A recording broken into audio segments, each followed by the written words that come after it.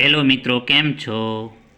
આજે આપણે પ્લમ્બર ટ્રેડના ઉપયોગી પ્રશ્નો વિશે ચર્ચા કરીશું, જે વારંવાર પરીક્ષામાં પૂછાય છે. તો પહેલા નંબરનો પ્રશ્ન છે કે પાણી વિતરણ વ્યવસ્થા કોને કહે છે? તો કે પાણીનો પ્રવાહ નિયંત્રિત અને નિયમન કરવા માટે રચાયેલા પાણીની પાઇપ, તેને જોડાણ માટેના ફિટિંગ, વાલ્વ વગેરેના આયોજનને પાણી વિતરણ વ્યવસ્થા કહે છે.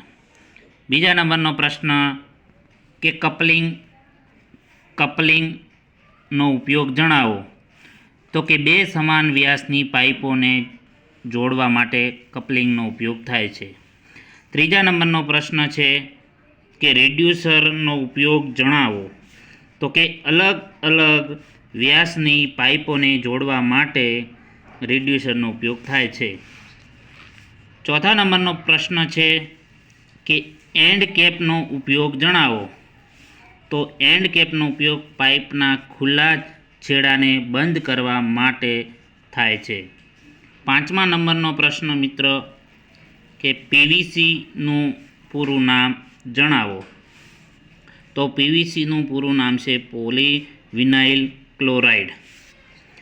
છઠ્ઠા નંબરનો પ્રશ્ન છે કે સીપીવીસીનું પૂરું નામ જણાવો. તો સીપીવીસીનું ક્લોરિનેટેડ પોલીવિનાઇલ ક્લોરાઇડ. સાતમા નંબરનો પ્રશ્ન છે પીપીઆર પાઇપનું પૂરું નામ જણાવો. તો પીપીઆરનું પૂરું નામ છે પોલીપ્રોપિલિન રેન્ડમ.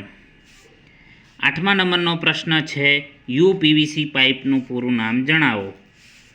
તો યુપીવીસીનું પૂરું નામ છે અનપ્લાસ્ટિસાઇઝ્ડ પોલીવિનાઇલ ક્લોરાઇડ. નવમા નંબરનો પ્રશ્ન છે કે સોલ્ડરિંગ પ્રક્રિયા કેટલા તાપમાને કરવામાં આવે છે? તો કે સોલ્ડરિંગ પ્રક્રિયા જે છે 450થી ઓછા તાપમાને કરવામાં આવે છે.